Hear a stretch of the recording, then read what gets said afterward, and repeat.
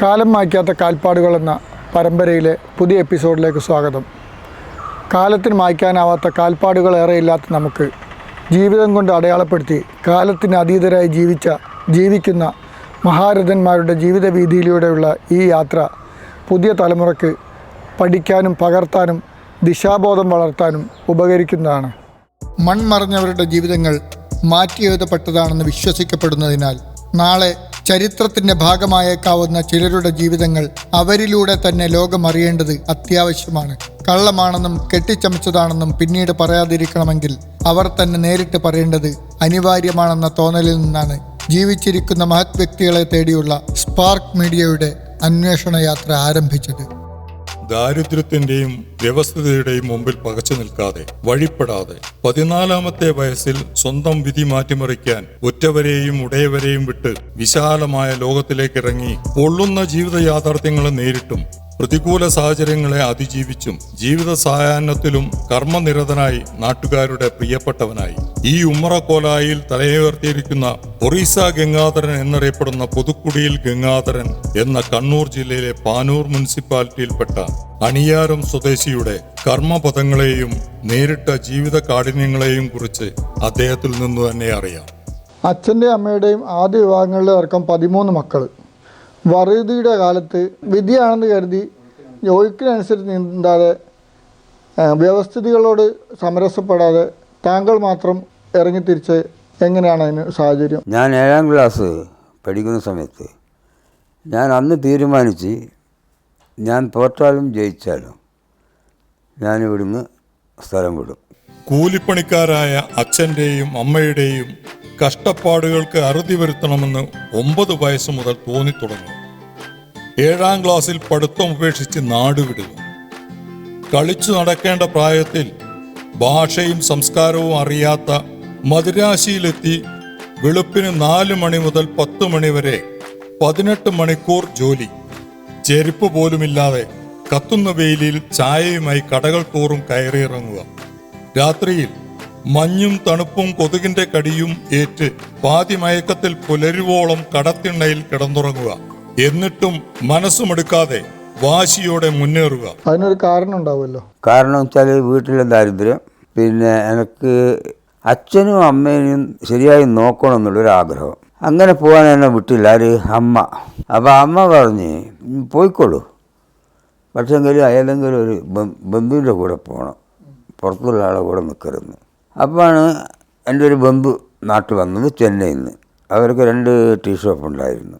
അപ്പോൾ അവർ പോകുമ്പോൾ എന്നെയും കൂട്ടിയിട്ട് പോയി. അപ്പോൾ അന്ന് എനിക്ക് വയസ്സ് 14. ഞാനൊരു ശരിക്കൊരു വെറും പാവായിരുന്നു. എനിക്കൊരു ധൈര്യം ഉണ്ടായിരുന്നില്ല. അപ്പോൾ എന്നെ ഈ സ്കൂളിൽ നിന്ന് കുട്ടികളൊക്കെ ഇങ്ങനെ അതും ഇതും വിളിച്ചിട്ട്, ഞാൻ കുറച്ച് ഒരു തടിയല്ലുള്ള ആളായിരുന്നു. അതുകൊണ്ട് ഒരു ദിവസം എന്തോന്നറിയില്ല, എനിക്കറിയില്ല, ഒരു കുട്ടി എന്നെ ഇങ്ങനെ വിളിച്ച് കുമ്പളങ്ങാന്ന് വിളിച്ച് ഒരു ഒറ്റ കൊടുത്ത്. എന്നാക്കാട്ടും ഹൈറ്റും വെയിറ്റുള്ള കുട്ടിയാണ്. 2 പല്ലങ്ങ് പോയി. അതും ഒരു കാരണം തന്നെയാണ് പോവാൻ. അപ്പോൾ ഈ അടിച്ചത് കൊണ്ട് എനിക്ക് എന്താ ഗുണം കിട്ടിയെന്ന് പറഞ്ഞു കഴിഞ്ഞാൽ എനിക്ക് നല്ല ധൈര്യം കിട്ടി. അപ്പം പുറത്തൊക്കെ പോയി കഴിഞ്ഞാൽ ആർക്കും വിട്ടുകൊടുക്കില്ല. ഏതെങ്കിലും ഒരു തീരുമാനം എടുക്കുകയാണെങ്കിൽ അത് ഉറച്ച തീരുമാനമായിരിക്കും. അത് ചെയ്യാൻ പറ്റുന്ന തീരുമാനങ്ങളെ എടുക്കും. ചെറുപ്പം തൊട്ടിട്ട് ഈ വയസ്സ് വരെ ന്യായത്തിൽ കൂടിയേ പോകും. 4 മണിക്ക് എരുമ എന്നെ കറക്കാൻ വേണ്ടി പാല് കൊണ്ടുവരും. അപ്പോൾ ഇവർ സൈക്കിൾ ട്യൂബിൽ വെള്ളം സരക്ക് കെട്ടിയിട്ടാണ് കൊണ്ടുവരിക ഒഴിക്കാൻ വേണ്ടിയിട്ട്. അപ്പോൾ എനിക്ക് ഡ്യൂട്ടി എന്താണെന്ന് പറഞ്ഞാൽ 4 മണിക്ക് എഴുന്നേറ്റ് അവിടെ ഇരിക്കണം. പിന്നെ 6 മണി തൊട്ടിട്ട് ഈ ഓരോ കടകളിലും ഓഫീസിലും ഈ ചായ കൊണ്ടുപോയി കൊടുക്കണം. അപ്പോൾ ചില ആൾക്കാർ കടക്കാരെന്താ വെച്ചാൽ ഗ്ലാസ് മറിച്ച് വെക്കും എവിടെയെങ്കിലും. അപ്പം ഗ്ലാസ് കിട്ടില്ല. അപ്പോൾ അതിന് വേണ്ടിയിട്ട് രാത്രി ആയി കഴിഞ്ഞാൽ മുതലാളിൻ്റെ അടുത്ത് ചീത്തയും കിട്ടണം. അപ്പോൾ മുതലാളിക്കൊരു സ്വഭാവം വെച്ചാൽ ആരെങ്കിലും ഒരു ദിവസം അടിക്കണം. അപ്പോൾ ദിവസം വേറൊരാളെ ഒരു പയ്യനിങ്ങനെ അടിച്ചുകൊണ്ടിരിക്കും. അവൻ വിട്ടുപോയതിന് ശേഷം അപ്പോൾ അവിടെ 3 വർഷം നിന്ന്. അപ്പോൾ എനിക്ക് ശമ്പളം അന്ന് തന്നത് 15 രൂപ, ഒരു ദിവസം 50 പൈസ. ചായപ്പൊടിയായതുകൊണ്ട് നാസ്തിയൊന്നും ഉണ്ടാവില്ലല്ലോ. അപ്പം നാസ്ത കഴിക്കാൻ 4 തരും. അപ്പോൾ ഈ 15 രൂപ മാസം കിട്ടുന്നത് അച്ഛനും അമ്മയ്ക്കും അയച്ചു കൊടുക്കും. ഈ 4 കൊണ്ട് ഞാൻ ഒന്നും കഴിക്കാതെ കണ്ട് അതിനെ കൊണ്ട് ഈ അവിടെയൊക്കെ ഈ ഉച്ച സമയത്ത് കാല് റോട്ടിൽ വെക്കാൻ പറ്റില്ല, കാല് പൊള്ളും. അപ്പോൾ ഒരു ചെരുപ്പ് വാങ്ങിച്ച് പിന്നെ ഇതേമാതിരി എന്തെങ്കിലും ഒരു ഷർട്ടോ കാര്യമോ മേടിക്കും. അങ്ങനെ രാവിലെ ഭക്ഷണം കഴിക്കാണ്ട് രാവിലെ ഒരൊറ്റ ചായയും കുടിച്ചിട്ട് ഉച്ചവരെ പട്ടിണി. ഉച്ചക്ക് ചോറും ഒരു സാമ്പാറുമായൊരു കറിയും. പക്ഷേ എനിക്ക് അതിലൊന്നും തോന്നിയില്ല സമയത്ത്. എന്താണെന്നറിയില്ല, എനിക്ക് ഇതേ ഉള്ളൂ എൻ്റെ മൈൻഡിൽ, ഇവരെ രണ്ടാളും നോക്കണം. അപ്പോൾ അവിടെ നിന്നാണ് ഞാൻ സൈക്കിൾ പഠിക്കണമെന്നുള്ളൊരു ആഗ്രഹം വന്നിട്ട് വാടക സൈക്കിൾ എടുത്ത് പഠിക്കാൻ തുടങ്ങിയത്. സൈക്കിള് വീണ് സൈക്കിൾ എന്തോ ആയി. അയാൾ വന്നിട്ട് ഈ മുതലാളിയുടെ പരാതി പറഞ്ഞ് മുതലാളി എന്നെ ചീത്ത പറഞ്ഞ്. അപ്പം വളരെ കഷ്ടപ്പെട്ടെന്ന് പറഞ്ഞാൽ രാത്രി 11 മണിക്ക് ഉറങ്ങുക. എവിടെയാണ് ഉറങ്ങുക? റോഡരികിലാണ് ഉറങ്ങുക. പക്ഷേ ആ വിഷമങ്ങളൊന്നും എനിക്ക് തോന്നിയില്ല. മുതലാളി അടിക്കുന്ന പയ്യൻ പണി വിട്ടു പോയതിന് ശേഷം എൻ്റെ മേലായി കൈ വാങ്ങിയാൽ ഞാൻ പറഞ്ഞു എന്നെ തുടരുമെന്ന് പറഞ്ഞു. കാരണം രാവിലെ 4 മണി തൊട്ട് രാത്രി 10 മണി 11 മണി വരെ അധ്വാനിച്ച് പിന്നെ അടിയും വാങ്ങിക്കിട്ടാന്ന് പറഞ്ഞാൽ പിന്നെ എന്തിനു നമ്മൾ ഈ 50 പൈസക്ക് ഇങ്ങനെ ജോലി ചെയ്യേണ്ട ആവശ്യം എന്താണുള്ളത്? ഞാൻ അമ്മയ്ക്ക് എഴുതി, ഞാനിങ്ങനെ എവിടെയെങ്കിലും വേറെ എവിടെയെങ്കിലും പോവാണ്, എനിക്ക് ഇവിടെ ആവില്ല. മുതലാളി നാട്ടിൽ പോയായിരുന്നു. ഈ കത്ത് കിട്ടുമ്പോൾ മുതലാളി എൻ്റെ വീട്ടിലുണ്ട്. അമ്മ നേരെ കൊടുത്ത് കുഞ്ഞിരാം മിഞ്ചെന്ന് വായിച്ചാട്ടെ എന്ന് പറഞ്ഞ് വായിക്കുമ്പോൾ ഞാൻ ഈ എഴുതിയതായി കാണുന്നത്. ചെന്നൈയിൽ വന്നോണ്ട് എൻ്റെ അടുത്ത് ചോദിച്ച് ഇനിയിപ്പോൾ പോകുന്നു വെച്ചു. ഞാൻ പറഞ്ഞു ഇന്ന് തന്നെ ഞാൻ പോകുന്നു പറഞ്ഞു. അങ്ങനെ തിരിച്ച് നാട്ടിൽ വന്നു. ഞാനല്ലോ ഒരു കാലത്ത് വിചാരിച്ച് ഇവൻ വണ്ടിയെടുത്ത് എൻ്റെ മുമ്പിൽ കൂടെ കടന്നു പോകുമ്പോൾ എന്താ സുഖം. ഞാൻ പിന്നെ വേറെ സ്ഥലത്തേക്ക് പോകാൻ വേണ്ടിയിട്ട് റെഡിയായി. ഒരാൾ ദരിദ്രനായി ജനിക്കുന്നത് അയാളുടെ കുറ്റമല്ല, മറിച്ച് ദരിദ്രനായി മരിക്കുന്നത് അയാളുടെ കുറ്റം തന്നെയാണ് എന്ന ആപ്തവാക്യം ജീവിതത്തിൽ പകർത്തിയ ഒരാൾ നേട്ടങ്ങളിൽ ഊറ്റം കൊള്ളുകയും നഷ്ടങ്ങളിൽ തളരുകയും ചെയ്യുന്നവർക്ക് ഈ മനുഷ്യൻ ഒരു അത്ഭുതമാണ്. ധാരാളം ലക്ഷ്യങ്ങൾ ഇവനുണ്ട്, ഒന്നിനു പുറകെ ഒന്നായി എന്നോട് പറയാറുണ്ട്. അതെല്ലാം നടപ്പിലാകാൻ ദൈവം അവന് സഹായിക്കട്ടെ, നല്ലൊരു ആരോഗ്യവും ആയുസ്സും അവന് കൊടുക്കട്ടെ.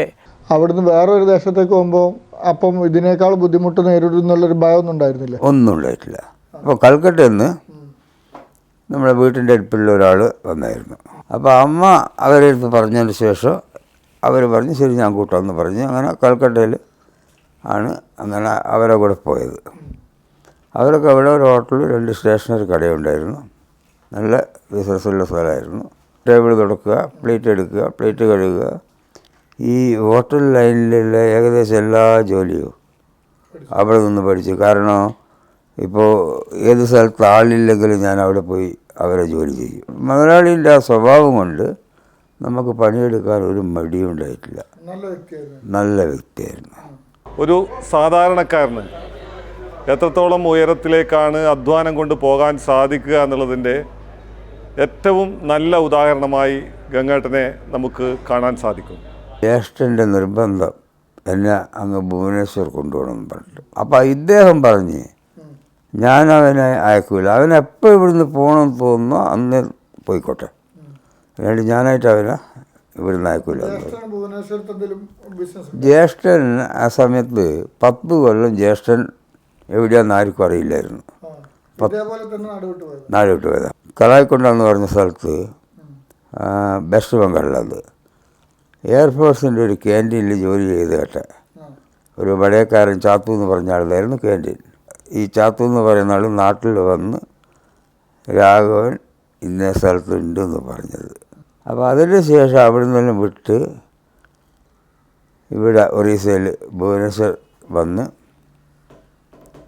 അവിടെ ഒരു ഹോട്ടൽ തുടങ്ങി. നല്ല ബിസിനസ് എല്ലായിരുന്നു. പിന്നെ അത് വിട്ട് വേറൊരു ഹോട്ടൽ തുടങ്ങി. ബിസിനസ് എന്ന് പറഞ്ഞാൽ രാവിലെ തുറന്നാൽ പൂട്ടുന്ന ഒരു ബിസിനസ്സാണ്. അപ്പോൾ എന്നോട് പറഞ്ഞ് നീ അങ്ങോട്ട് പോയി. ഞാൻ പറഞ്ഞു ഞാൻ വരില്ല എന്ന് പറഞ്ഞു. ഞാൻ സ്വന്തക്കാരടുത്ത് ആരെടുത്തും ജോലി ചെയ്ത് എനിക്ക് ഇൻഡിപെൻഡൻ്റായിട്ട് ജീവിക്കണം, ആരെ കീഴിലും ഞാൻ ജീവിക്കില്ല. അപ്പോൾ ഞാൻ അവിടുന്ന് കൽക്കട്ടയിൽ നിന്ന് നാട്ടിൽ പോയി 3 വർഷം കഴിഞ്ഞതിന് ശേഷം നാട്ടിൽ പോയ സമയത്ത് പോവാതെ നാട്ടിലേക്ക് വന്ന് അപ്പോൾ ജ്യേഷ്ഠനും അവിടെ നാട്ടിലേക്ക് വന്നു. അപ്പോൾ അവിടുന്ന് അമ്മയോട് പറഞ്ഞ് പറഞ്ഞിട്ട് കേൾക്കുന്നില്ല, അതുകൊണ്ട് ഇവൻ എൻ്റെ കൂടെ വന്നോട്ടെ, എന്തിനാ അവിടെ എവിടെയും പോയിട്ട് ജോലി ചെയ്യുന്നത്. അങ്ങനെ അമ്മേൻ്റെ നിർബന്ധം കൊണ്ട് ജ്യേഷ്ഠൻ്റെ കൂടെ പോയി. അവിടെ ജോലി തന്നെ. കൽക്കട്ടയിൽ നിന്ന് ഹാഫ് പാൻ്റ് ആണെങ്കിലും കൽക്കട്ടയിലെ സെയിം ഭാഷ ചെറിയൊരു ഉണ്ട്. എൻ്റെ ഇതെന്ന് പറഞ്ഞാൽ ജോലി ചെയ്യുക, മുതലാളിയിട്ട് ഇരിക്കേണ്ട ഒരു ഇതൊന്നും ഇല്ലായിരുന്നു. ജോലി ചെയ്തോളൂ, ഇങ്ങനെ ജോലി ചെയ്യുക. ഒരു ദിവസം 4, 5, 6 ബസ്സൊക്കെ വരും ടൂറിസ്റ്റ് കേന്ദ്രമാണ്. ആ വന്നിട്ട് ആ സമയത്ത് എല്ലാം തീർന്നു. പിന്നെ നമ്മൾ കിച്ചൻ്റെ ഉള്ളിൽ തന്നെയാണ്. എങ്ങനെയാണ് കറിയും കാര്യവും എല്ലാം ഇവർക്ക് ഹെൽപ്പ് ചെയ്ത് ഉണ്ടാക്കി പിടിച്ച് കൊടുക്കും. 30 വർഷത്തോളം അധ്വാനിച്ചതൊക്കെ മറ്റുള്ളവർക്ക് വേണ്ടി മാത്രം. ഒടുവിൽ കുത്തുവാക്കുകളും കണക്ക് പറച്ചിലും കേൾക്കേണ്ടി വരിക. ഇതുവരെ തനിക്ക് വേണ്ടി ഒന്നും ഉണ്ടാക്കിയില്ല എന്ന തിരിച്ചറിവിൽ ആദ്യം മുതൽ തുടങ്ങുക. പരാതികളും പരിഭവവുമില്ലാതെ അത്യധ്വാനം ചെയ്ത് ജീവിത വിജയം നേടുക. തൻ്റെതായ ഒരു അസ്തിത്വവും അഡ്രസ്സും ഉണ്ടാക്കിയെടുക്കുക. എല്ലാ സൗകര്യങ്ങളും ഉണ്ടായിട്ടും തൃപ്തരാകാത്ത പുതിയ തലമുറയ്ക്ക് ഇദ്ദേഹം ഒരു പാഠമാണ്. ഈ കനകതീർത്ഥ സ്ഥാനത്ത് ക്ഷേത്രം വേണമെന്നുള്ള ഒരു ജ്യോതിഷ സംബന്ധമായിട്ട് കണ്ടതാണ്. അതനുസരിച്ചിട്ട് ക്ഷേത്രത്തിൻ്റെ കാര്യത്തിലേക്ക് ഞങ്ങൾ ഒരു കമ്മിറ്റി രൂപീകരിച്ചു. അതിൽ പ്രസിഡൻറ്റ് നമ്മുടെ പ്രിയങ്കരനായ ഗംഗാട്ടനായിരുന്നു ആദ്യത്തെ പ്രസിഡൻറ്റ്. ആ സമയത്ത് സെക്രട്ടറി ഞാനും.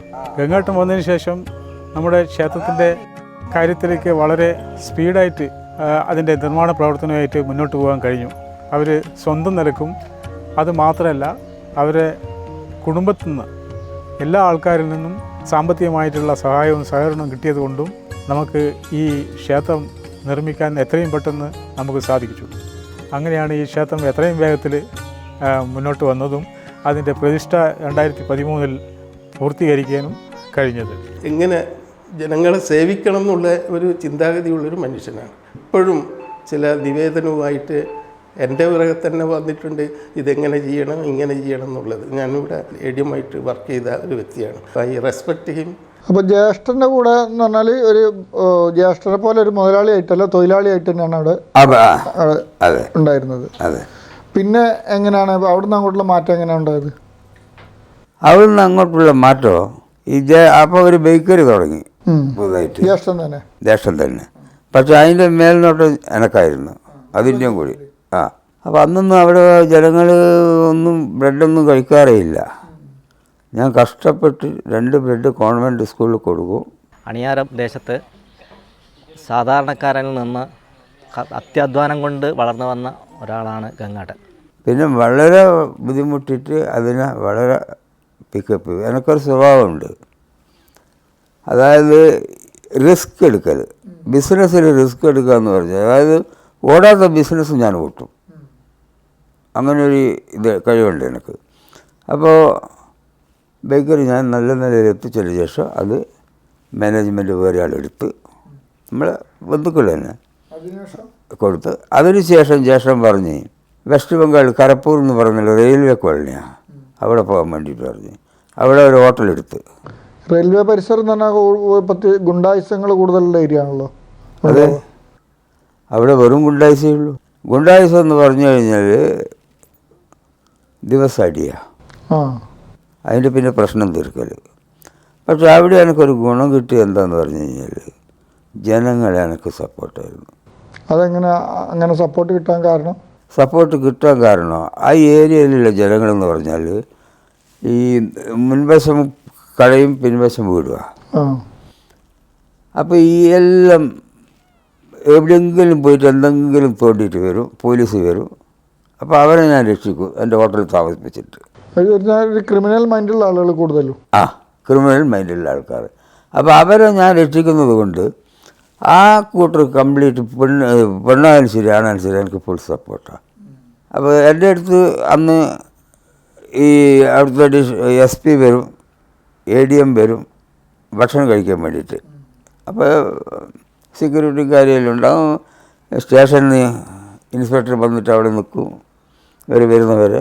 ഗുണ്ടായിസ് എന്ന് പറഞ്ഞു കഴിഞ്ഞാൽ നടു റോട്ടിൽ വെച്ചിൽ ടിക് വെട്ടല ഇത്ര ഗുണ്ടായിസ്. അതായത് ഓരോ ഏരിയയിൽ ഓരോ ഗ്രൂപ്പാണ്.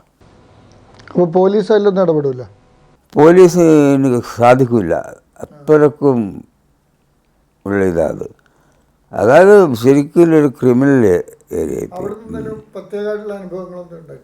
അവിടുന്ന് പ്രത്യേക അനുഭവം എന്ന് പറഞ്ഞാൽ ഇവരെ കൊണ്ട്, അതായത് രക്ഷയില്ലാതെന്ന് കണ്ടുകൊണ്ട് ഞാനൊരു ഗ്രൂപ്പ് ഉണ്ടാക്കി. അവിടെ കുറച്ച് പിള്ളേരെ വെച്ചിട്ട് ഒരു ഗ്രൂപ്പ് ഞാൻ ഉണ്ടാക്കി.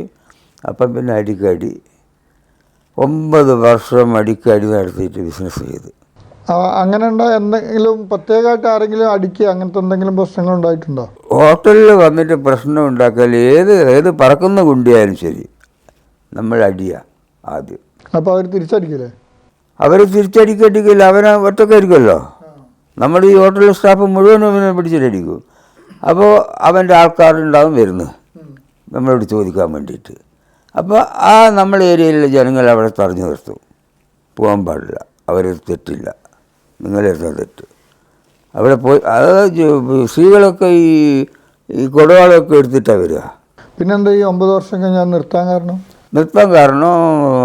Life risk. പിന്നെ കല്യാണം കഴിച്ച് കല്യാണം കഴിക്കുന്നത് അല്ല, നാട്ടിൽ നിന്ന്. ബന്ധുക്കളൊന്നുമില്ല, അല്ല.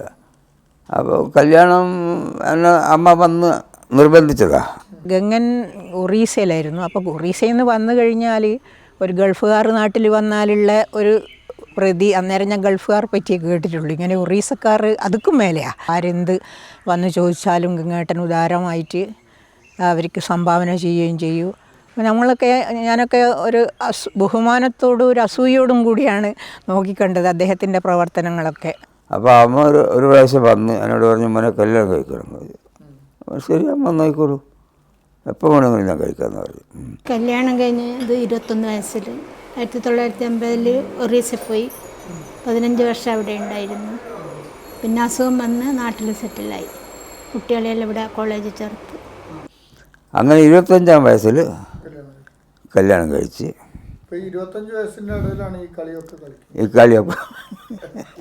അപ്പോൾ ഞാൻ എവിടെയെങ്കിലും പോകുന്ന സമയത്ത് എന്നെ വാച്ച് ചെയ്യുന്നുണ്ടാവും. എന്നെ എങ്ങനെയെങ്കിലും കൊല്ലാൻ വേണ്ടിയിട്ടുള്ളൊരു ശ്രമം അവിടെ നടന്നുകൊണ്ടിരുന്നത്. അപ്പോൾ കല്യാണം കഴിഞ്ഞതിന് ശേഷം എനിക്കും കുറച്ചൊരു ഭയം വന്ന്, കുടുംബമായി. അപ്പോൾ ഇവർ വഴിയിലൊക്കെ ഞാൻ പോകുന്ന സമയത്ത് നിൽക്കും. ഞാൻ സിഗരറ്റ് വലിച്ചു ഊതി, ഞാൻ ഇവനെ ഏറ്റവും വലിയ ഗുണ്ട മാതിരിയുള്ള നടത്തമൊക്കെ എൻ്റേത്. അതിന് ശേഷം ഉണ്ടാവുന്നതിന് ശേഷം ജ്യേഷ്ഠൻ പറഞ്ഞ് ഇനി ഒരു കാര്യം ചെയ്യും, അവിടെ വിറ്റിട്ട് ഇവിടെ വാ, നമുക്ക് കട്ടക്ക് എന്ന് പറയുന്ന സ്ഥലത്ത്, അതായത് ഒറീസയിൽ കട്ടക്ക് എന്ന് പറയുന്ന സ്ഥലത്ത് ഒരു എയർ കണ്ടീഷൻ റെസ്റ്റോറൻറ്റ് എനിക്ക് വേണ്ടി തുടങ്ങാം. ഇനി ആ പൈസ കംപ്ലീറ്റ് ഫുൾ പൈസ അവിടെ കൊടുക്കാനുള്ളൊന്നും ആർക്കും കൊടുക്കണ്ട, അത് പിന്നെ കൊടുക്കുക, ഡ്രാഫ്റ്റ് കൊടുത്തിട്ട് വാന്ന് പറഞ്ഞു. അതെന്നിട്ട് പിന്നെ രണ്ടാമത് തുടങ്ങുന്നത് സ്വന്തം പേരിലാണോ? രണ്ടാമത് തുടങ്ങിയില്ല. അവിടെ ഞാൻ ഇതും കൊണ്ട് അവിടെ ചെന്ന ജ്യേഷ്ഠൻ പറഞ്ഞ് അവിടെ ഒരു ഹോട്ടലുണ്ട്, പുതുതായിട്ട് എടുത്തതുണ്ട്, അത് നടത്തിക്കൊന്നു. അപ്പം നമ്മളെ ബാക്കിയുള്ള കുടുംബക്കാരത്തൊക്കെ പറഞ്ഞ് ഞാൻ ഇൻഡിപെൻഡൻ്റായിട്ട് ജീവിച്ച എനിക്കിതൊന്നും പറ്റില്ലെന്ന് പറഞ്ഞു. അപ്പം അവർ പറഞ്ഞു അങ്ങനെ പറയരുത്, ജ്യേഷ്ഠൻ പറഞ്ഞില്ല, ധിക്കരിക്കരുതെന്ന് പറഞ്ഞു. അപ്പോൾ ഞാൻ അതങ്ങ് ഏറ്റെടുത്ത് നോക്കുന്ന സമയത്ത് അവിടെ ഒരു നാഥനില്ലാത്ത കളിയായിരുന്നു. അപ്പോൾ അവിടെ നടന്നുകൊണ്ടിരിക്കുന്ന സാധനമാണ്? നടന്നുകൊണ്ടിരിക്കുന്ന സാധനം. എന്ത് നടത്തും? 800 രൂപ ബിസിനസ്. അപ്പം ഞാൻ വളരെ അങ്ങേയറ്റം കഷ്ടപ്പെട്ടെന്ന് വെച്ചാൽ രാവിലെ 6 മണി കിച്ചണിൽ കയറിയ രാത്രി 11 മണിക്ക് കിച്ചണിൽ പുറത്തിറങ്ങും. ഭക്ഷണവും കാര്യവും എല്ലാം അവിടെ തന്നെ. എല്ലാ കാലത്തും തൻ്റെ സഹായം ആവശ്യമുണ്ട് എന്ന് തോന്നുന്നവർക്ക് ആ സഹായം എത്തിച്ചു കൊടുക്കുന്നതിൽ അദ്ദേഹം കാണിക്കുന്ന സ്നേഹമസൃണമായ ആ ഒരു സമീപനം, അത് മാനുഷികതയുടെ ഒരു വലിയ മുഖമാണ്. ഈ ബിജു പട്നായിക്കുമായിട്ട് എങ്ങനെയാണ് ബന്ധം? ഒറീസ മുഖ്യമന്ത്രിയുടെ ഏറ്റവും അടുത്ത ആളാണ്. അയാളുടെ പാചകങ്ങൾ, അയാളുടെ ഭക്ഷണത്തിന് ഇത് അറിയുന്ന ആളാണ്. അയാളുടെ ഭക്ഷണം നിയന്ത്രിച്ചുകൊണ്ടിരുന്നു എന്നൊക്കെ കേട്ടിട്ടുണ്ട്. അതെങ്ങനെയാണത്? ബിജു പട്നായിക്ക് ആയിട്ടുള്ള ബന്ധം വന്നത്, ചിന്മയാനന്ദ സ്വാമിജി വരും അവിടെ ഈ ഗീതാ പാരായണം ചെയ്യാൻ വേണ്ടിയിട്ട്. 10 ദിവസത്തെ ഗീതാ പാരായണം. സ്വാമിജി കേരളത്തിൽ നിന്നല്ല, പല സ്ഥലത്തുണ്ടാവും. അത് ബിജു പണ്ടൊക്കെ എൻ്റെ അടുത്ത് ബിജു പണ്ടൊക്കെ എൻ്റെ അടുത്ത് പറയും, ഒരു 10,000 റുപ്യേൻ്റെ ഒരു കെട്ടും കൊണ്ടുവന്നിട്ട് എൻ്റെ അടുത്ത് വന്നിട്ട് പറഞ്ഞ് ബാക്കി പൈസയിലും പിന്നെ സ്വാമിജിക്കും 50 ആൾക്കും ഭക്ഷണം കൊടുക്കണമെന്ന് പറയും. അല്ല, അതിന് തുടക്കത്തിലൊരു കാരണം ഉണ്ടാവില്ല അവരുമായിട്ട് ബന്ധപ്പെടാൻ. അവരിങ്ങോട്ട് വന്നതാണ് എൻ്റെ അടുത്ത്. അപ്പോൾ സ്വാമിജിക്കുള്ള ഭക്ഷണമൊക്കെ വീട്ടിൽ നിന്ന് ഉണ്ടാക്കി കൊടുക്കും, നമ്മുടെ നാടൻ ഭക്ഷണം. ബാക്കിയുള്ളതൊക്കെ ഹോട്ടലിൽ നിന്ന് ഉണ്ടാക്കി കൊടുക്കും. അത് ബിജുവായിട്ട് മാത്രമല്ല, കോൺഗ്രസിൻ്റെ ചീഫ് മിനിസ്റ്റർ ജെ.ബി. പട്നായിക്കുമായിട്ടും പട്നായിക്കായിട്ട് നല്ല അടുപ്പാണ്. പക്ഷേ രണ്ട് വ്യത്യാസമുണ്ട്. പിന്നെ അങ്ങനെ അതിൻ്റെ ശേഷം ബി.ജെ. പട്നായിക്ക് പിന്നെ എല്ലാ ഓർഡർ എനിക്ക് തീർത്തു തുടങ്ങി. ഞാനുമായിട്ട് അങ്ങ് എന്തോ ഒരു ഭയങ്കര മാനസികമായിട്ടുള്ള തന്നെ ഒരു വിശ്വാസം. നന്മ നിറഞ്ഞ ഒരു ഹൃദയമുള്ള ഒരാൾ എന്നാണ് ഞാൻ അദ്ദേഹത്തെ വിശേഷിപ്പിക്കുന്നത്. അതെ, ഒരിക്കൽ പരിചയപ്പെട്ടാൽ മറക്കാൻ കഴിയാത്ത, വെറുക്കാൻ കഴിയാത്ത ഒരു അത്ഭുത ആത്മബന്ധമാണ് ഇദ്ദേഹത്തോട് തോന്നുന്നത്. അതിന് കാരണം പ്രസന്നമായ മുഖവും ഹൃദ്യമായ പെരുമാറ്റവും ജീവിതാനുഭവങ്ങളിലൂടെ ആർജിച്ച മനക്കരുത്തും തന്നെയാവും. അപ്പം വിശ്വാസം എന്ന് ആയതിനു ശേഷം അയാളെ ഭക്ഷണം ആഴ്ചക്ക് 5 ദിവസമെങ്കിലും ഞാനാ കൊടുക്കുക. അപ്പം ബിജു പട്നായിക്ക് ഭയങ്കര ധർമ്മശാലിയാണ്. കാരണം ഇതെല്ലാം ഞാൻ എൻ്റെ കണ്ണുകൊണ്ട് കാണുന്നതാണ്. ഈ 2 ജുബ്ബേൻ്റെ പോക്കറ്റിലും നോട്ടിൻ്റെ കെട്ടുണ്ടാവും. വീട്ടിൽ നിന്ന് ഇറങ്ങി റെസിഡൻഷ്യൽ ഓഫീസിൽ പോയി ഇരിക്കും 9 മണി തൊട്ട് 9:45 വരെ. ഈ രോഗികൾക്കും ഈ ഇതിനെല്ലാവർക്കും പെരുന്നാക്കെല്ലാം എണ്ണൊന്നുമില്ല, എടുക്കുക കൊടുക്കുക. അത് തീർന്ന് എഴുന്നേറ്റ് പോകും. അപ്പോൾ ഇയാൾ ഇൻഡസ്ട്രിയിൽ എന്ന് പറഞ്ഞാൽ കലിംഗ ഇൻഡസ്ട്രി എന്ന് പറഞ്ഞിട്ട് വലിയൊരു ഇൻഡസ്ട്രിയിലായിരുന്നു. സ്വന്തം പ്ലെയിനും കാര്യവും അതും ഇതും വാടക കൊടുക്കുന്നതും. ഇയാൾ എവിടെയെങ്കിലും പോയി വരും, ഹെലികോപ്റ്റർ ഇറങ്ങുക ഇയാൾ വീട്ടിൻ്റെ മുകളിലാണ്. അപ്പോൾ ഇതെല്ലാം പാർട്ടിക്ക് വേണ്ടി പോയതാണ്. അവിടെ മലയാളി സിനിമയാണ് മേലത്തെ ലെവൽ എല്ലാത്തിലും മലയാളി സിനിമ വെക്കുക ഇഷ്ടമാണ്. അങ്ങനെയാണ് എന്നെ ഇഷ്ടപ്പെടേണ്ടി വന്നത്. അദ്ദേഹത്തിൻ്റെ വിനയാന്വിതമായിട്ടുള്ള പെരുമാറ്റമാണ് അദ്ദേഹത്തിൻ്റെ ഏറ്റവും പ്രധാനപ്പെട്ട സവിശേഷത. എത്ര വലിയ പദവിയിൽ ഇരിക്കുന്ന ആളായിരുന്നാലും അദ്ദേഹം കാണിക്കുന്ന, മറ്റുള്ളവരോട് കാണിക്കുന്ന സഹാനുഭൂതി, സ്നേഹം, ഇതെല്ലാമാണ് അദ്ദേഹത്തിൻ്റെ വ്യക്തിത്വത്തിൻ്റെ സവിശേഷത. ഈ അണിയാരം മേഖലയിലെ വളരെ പാവപ്പെട്ട നിരവധി ആളുകൾക്ക് അദ്ദേഹം നൽകിയിട്ടുള്ള സഹായങ്ങളെ സംബന്ധിച്ച് എനിക്ക് മനസ്സിലാക്കാൻ സാധിച്ചിട്ടുണ്ട്. രോഗം ബാധിച്ച് ഗുരുതരമായ അവസ്ഥയിൽ ചികിത്സയിൽ കഴിയേണ്ടി വരുമ്പോൾ സാമ്പത്തികമായി അവർ അനുഭവിക്കുന്ന പ്രയാസങ്ങൾ മനസ്സിലാക്കിക്കൊണ്ട് അത്തരം ആളുകളെ സഹായിക്കുന്നതിന് വേണ്ടി അദ്ദേഹം സന്മനസ് കാണിച്ചിട്ടുണ്ട്. ബിജു പട്നായിക്കിനെ ആര് വിളിക്കുന്നുണ്ടോ അവരെൻ്റെ അടുത്ത് ഓടി വരും. കളക്ടർ, SP ഇവരെല്ലാം എന്നെ നോക്കിയിട്ടുണ്ടാവും. ഇങ്ങനെ വണ്ടി എടുത്തിട്ട് ഓടുന്നു. എന്തിനു വേണ്ടിയിട്ട്? ഇയാൾ ഓർഡർ കൊടുക്കുക, സെക്രട്ടറി നിന്ന് ഓർഡർ കൊടുക്കും. അപ്പോൾ അതിനു മുമ്പേ ഞാൻ അവിടെ എത്തിയിട്ടുണ്ടാവും ചീഫ് മിനിസ്റ്ററെ ചേംബറിൽ. കാരണം അവിടുത്തെ സ്റ്റാഫ് എന്നെ വിളിച്ച് പറയും, ഉടനെ വന്ന് വിളിക്കുന്നുണ്ടെന്ന് പറയും. ഒരു ദിവസം ഇവർ ഈ പാർട്ടീൻ്റെ ഓൾ ഇന്ത്യ കോൺഫറൻസ് ഉണ്ടായിരുന്നു പൂരിയിൽ വെച്ചിട്ട്. അപ്പോൾ ഞാൻ എന്നെ വിളിച്ച് ചെന്ന സമയത്ത് കുറേ മിനിസ്റ്റേഴ്സും ഓഫീസേഴ്സും എല്ലാം ഇരിക്കുന്നുണ്ട്. അപ്പോൾ എന്നോട് പറഞ്ഞ് ഇനി രാവിലെ ഉപ്മാവും ഇഡ്ഡലിയും സാമ്പാറും കൊടുക്കണമെന്ന് പറഞ്ഞു. ഞാൻ പറഞ്ഞു, സാർ നോർത്തിലുള്ള ആൾക്കാർക്ക് ഇത് പറ്റില്ല, ഇത് സൗത്തിലെ ആൾക്കാർക്കേ പറ്റും. എന്താ പറ്റണ്ട്? പിന്നെ അങ്ങോട്ടൊന്നും പറയാൻ പറ്റില്ല. ഞാൻ പറഞ്ഞു ശരി സാർ, ഓക്കെ. അപ്പോൾ ഇത് സൗത്തിലും നോർത്തിലുള്ള ആളുകളുണ്ടാവും. അപ്പോൾ ഇവർക്കൊക്കെ വിവിധ മെനുകളാണ്, ഒരുപാട് ആളുകളുണ്ട്. അപ്പോൾ മൊത്തം ആളുകളെ എങ്ങനെ നിയന്ത്രിച്ച് നിർത്തി? അവരെ മെനു ഞാൻ പല ആളുകൾക്ക് അന്വേഷിച്ച് കളക്ഷൻ ചെയ്ത് വെക്കല. അപ്പോൾ ആരെന്ത് ഭക്ഷണം കഴിക്കൂ എന്നുള്ളത് ഞാൻ അവരെ മെനുവിനനുസരിച്ചുള്ള ഭക്ഷണം അവർക്ക് കൊടുക്കും. അവരും സന്തോഷം, കഴിച്ചാലും മുഖ്യമന്ത്രി സന്തോഷം. പല ആളുകളും ഗംഗാട്ടനെ സമീപിക്കുമ്പോൾ നോ എന്ന് പറയാതെ അവരുടെ കാര്യങ്ങളൊക്കെ തന്നെ സാധിപ്പിച്ചു കൊടുക്കാൻ മുന്നോട്ട് വന്ന ഗംഗാട്ടൻ.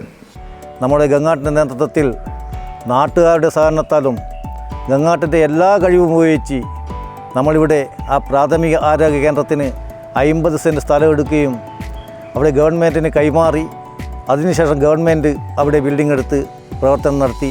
സ്വന്തം പൈസ ചിലവാക്കിയിട്ട് കൂടെ പ്രാഥമികാരോഗ്യത്തിന് വേണ്ടിയിട്ടുള്ള സ്ഥലം അക്വയർ ചെയ്ത് നമ്മുടെ പഞ്ചായത്തിലേക്ക് ഒപ്പടിച്ചത്. അങ്ങനെയാണ് ഇവിടെ ഈ പ്രദേശത്ത് പ്രാഥമികാരോഗ്യ കേന്ദ്രം വന്നത്. ഇപ്പോൾ TN സ്റ്റേഷൻ വന്ന സമയത്ത് എന്നോട് പറഞ്ഞ് TN സ്റ്റേഷൻ വരുന്നുണ്ട്, ഭക്ഷണം കൊടുക്കണമെന്ന് പറഞ്ഞു. അപ്പോൾ ഇല്ല ഒരു മെയിനും തരില്ല, മാത്രമേ പറയൂ. അപ്പോൾ പാലക്കാടൻ സ്റ്റൈൽ ഭക്ഷണം ഞാൻ കൊടുത്തത്. ശേഷം വന്ന് ഇരുന്ന് വിളമ്പി, പരിപ്പും ചോറും വിളമ്പി, പിന്നെ സാമ്പാറും ചോറും കൊടുത്ത്, പിന്നെ വേറെ കറികളൊക്കെ ഉണ്ട്, തൈരും ചോറും. ഇങ്ങനെ ഇയാളും നോക്കിയിട്ട് ഇങ്ങനെ വളരെ ഇഷ്ടപ്പെട്ടു പോയി. എവിടുന്ന് ഇങ്ങനത്തെ ഇവിടെ ഒറീസയിൽ എങ്ങനെ കിട്ടി എന്നുള്ളൊരു ഇതായിപ്പോയി. NT രാമറാവു, NT രാമറാവുവിൻ്റെ രണ്ടാമത്തെ വൈഫ് ലക്ഷ്മി പാർവതി അവിടെ വന്ന്, അവിടെ ഒരു പ്രാവശ്യമല്ല 2-3 പ്രാവശ്യം വന്നതിന്. അപ്പോൾ അവരുടെ കൂടെ ഒരു MLA MP എല്ലാം കൂടി ഒരു 50 ആൾ വേറെ ഉണ്ടാവും. അപ്പോൾ NT രാമറാവിന് പ്രത്യേക ഭക്ഷണം കൊടുക്കും. ലക്ഷ്മി പാർവതി ഒന്നും കഴിക്കില്ല, അച്ചാറും കുറച്ച് സാമ്പാറും കുറച്ച് ചോറും, നോൺ വെജ് കഴിക്കില്ല. അപ്പോൾ എൻ്റെ അടുത്ത് ഒരു പ്രാവശ്യം പറഞ്ഞ് ലക്ഷ്മി പാർവതി പറഞ്ഞ്, നീ ഹൈദരാബാദിൽ വാ, എനിക്ക് എല്ലാ സൗകര്യവും ഞാൻ ചെയ്തു തരും, ഞാൻ ഇവിടെ ഒരു ഹോട്ടൽ തുടങ്ങും, എനിക്ക് ഓഫറാണ്. അവനെ പോയിട്ടൊന്നുമില്ല. ഞങ്ങൾ MLA മാർ ബഹുമാനപ്പെട്ട അരിയാട് മുഹമ്മദ് ചെയർമാനായിട്ടുള്ള പബ്ലിക് അക്കൗണ്ട് കമ്മിറ്റി, ആ പബ്ലിക് അക്കൗണ്ട് കമ്മിറ്റി ഒരു ഓൾ ഇന്ത്യ ടൂർ വെച്ചിരുന്നു. അപ്പോൾ അങ്ങനെ പോകുമ്പോൾ അത് ഹൈദരാബാദിൽ നിന്നും കൽക്കട്ടയിലേക്ക് പോകുമ്പോൾ ഭുവനേശ്വർ വരെയായിരുന്നു പോയിരുന്നത്. അപ്പോൾ ഞാൻ ഗംഗാട്ടനെ വെറുതെ വിവരം അറിയിച്ച് ഞങ്ങളിങ്ങനെ ഇതിലെ പോകുന്നുണ്ട്, ഗംഗാട്ട ഒന്ന് കാണാൻ പറ്റുമെങ്കിൽ നല്ലതാണെന്ന് പറഞ്ഞു. അപ്പോൾ ഗംഗാട്ടനും കുറച്ച് ആളുകളും അവിടെ വന്നു. ഞാൻ ആര്യാട് മുഹമ്മദിനെയും P. ജയരാജൻ MLA-യും അതോടൊപ്പം പ്രകാശം മാസ്റ്റർ MLA, അങ്ങനെ തുടങ്ങി ഒട്ടേറെ MLA മാറും, അടൂർ പ്രകാശ്, ജോണി നെല്ലൂർ MLA, ഇവരൊക്കെ തന്നെ ഉണ്ടായിരുന്നു. ഞങ്ങളൊക്കെ തന്നെ കുടുംബാംഗങ്ങളും ഉണ്ടായിരുന്നു. എൻ്റെ ഭാര്യയും മക്കളും 3 മക്കളും അതോടൊപ്പം ഏട്ടൻ്റെ മകളും ഒക്കെ തന്നെ ഉണ്ടായിരുന്നു. അപ്പോൾ ഞങ്ങളൊക്കെ തന്നെ ഉണ്ട് എന്ന് പറഞ്ഞുകൊണ്ട് ഞങ്ങൾ ഇതിലെ പോവുകയാണെന്ന് പറഞ്ഞു. ആ പോകുമ്പോഴാണ് ഗംഗാട്ടൻ സ്റ്റേഷനിൽ വരികയും ഒപ്പം 3-4-5 പേരും ഉണ്ടായിരുന്നു. അവിടെയൊക്കെ തന്നെ കയ്യിൽ ഒരുപാട് ഒരു പാക്കറ്റുകളും ഉണ്ടായിരുന്നു. ആ പാക്കറ്റുകളൊക്കെ തന്നെ ഞങ്ങൾക്ക് രാത്രി കഴിക്കേണ്ട ഭക്ഷണത്തിൻ്റെ ആയിട്ടാണ് വന്നത്. ഭക്ഷണം കഴിച്ച് അത് ഇടയ്ക്ക് പറയും, ഇനിയും നമുക്ക് പ്രകാശ് മാഷ് പറഞ്ഞു, തിരിച്ചു വരുമ്പോഴും നമുക്ക് ഇതിലെ വരണം, കാരണം നല്ല ഭക്ഷണം കിട്ടുമല്ലോ എന്ന് പറഞ്ഞു. അപ്പോൾ അങ്ങനെ നോക്കുമ്പോൾ ഒരുപാട് ഭക്ഷണമാണ് ഞങ്ങൾക്ക് കിട്ടിയത്. രാത്രി ഞങ്ങൾക്ക് ട്രെയിനിൽ നിന്ന് മറ്റൊരു ഭക്ഷണം വാങ്ങേണ്ടി വന്നില്ല. അപ്പോൾ അതൊരു അത് തന്നതല്ല, അതൊരു സ്നേഹത്തിൻ്റെ, അതാണ് ഞാൻ പറഞ്ഞത്. ഗംഗാട്ടനെ സംബന്ധിച്ചോളം ഒരു വൈവിധ്യമാണ്. അതിൻ്റെ സ്നേഹത്തിലും അതുപോലെ തന്നെ മറ്റു കാര്യങ്ങളിലൊക്കെ ഒരു വൈവിധ്യമുണ്ട്. സാധാരണ എല്ലാവരും കാണിക്കുന്ന സ്നേഹത്തെക്കാൾ ഉപരി ഒരു വൈവിധ്യമാർന്ന സ്നേഹപ്രകടനവും അതോടൊപ്പം അത് കാര്യങ്ങൾ ചെയ്യുക, വെറുതെ പറയുകയില്ല, കാര്യങ്ങൾ ചെയ്യുക. എൻ്റെ മൂത്ത മകളുടെ കല്യാണം ഈ നാട്ടിൽ നടക്കുന്നത് ഏറ്റവും വലിയൊരു കല്യാണമായിരുന്നു. അത് ഈ പ്രദേശത്ത് അന്ന് ഇത്രയും വലിയൊരു കല്യാണം നടന്നിട്ടില്ല. ഇത്രയും വലിയൊരു കല്യാണമായിരുന്നു. വലിയ വലിയ നേതാക്കന്മാരൊക്കെ വന്നിട്ടുള്ള കല്യാണമായിരുന്നു.